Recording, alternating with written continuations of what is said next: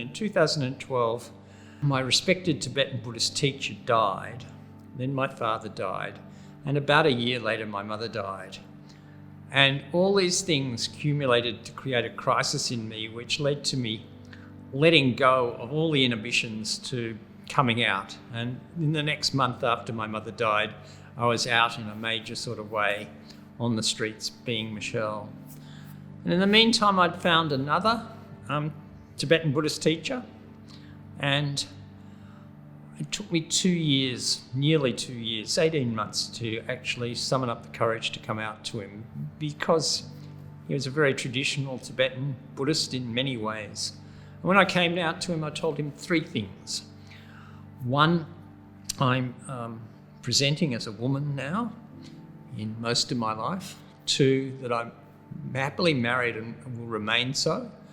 And 3, that I'm still pretty exclusively attracted to women, and he gave me 3 responses, which were a very long lecture on the evils of male homosexuality, ignoring what I just told him, a statement that I'd been possessed by evil spirits and that he would cure me, quote unquote, and that what was happening to me was probably caused by my diet and I needed to fix that.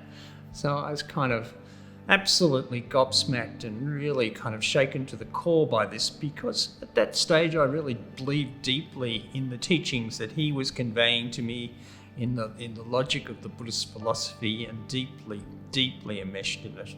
I started looking at the Buddhist teachings for anything about transgender people, and found that the Buddha recognised in his scriptures that there were 6 genders in India at the time, 2,500 years ago, believe it or not. And that the Buddha accepted the concept that monks could become nuns, that monks could transition to being women and then become accepted as part of a nuns community. And equally, that nuns transitioned to become males and were accepted as part of a monastic monks community. So the Buddha didn't have any of the transphobia that my Tibetan teacher portrayed. And this kind of exploration of this led me to realise that it was a cultural overlay that had happened some time later.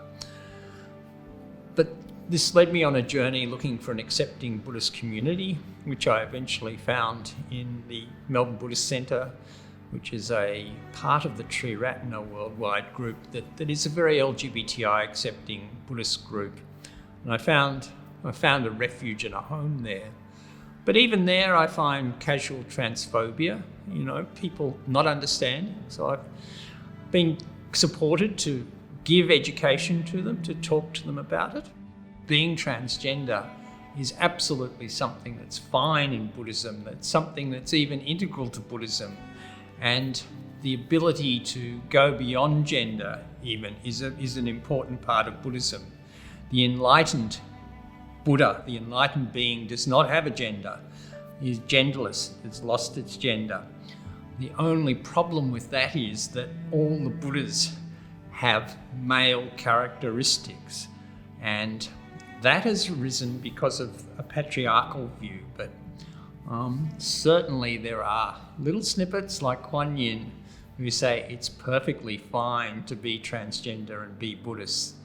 Even more than that, I'm a member of a group that's very friendly to LGBTI people. It has an enormous number of lesbian, gays, bisexual people, as well as transgender people who are devout Buddhists. And the two are not exclusive at all.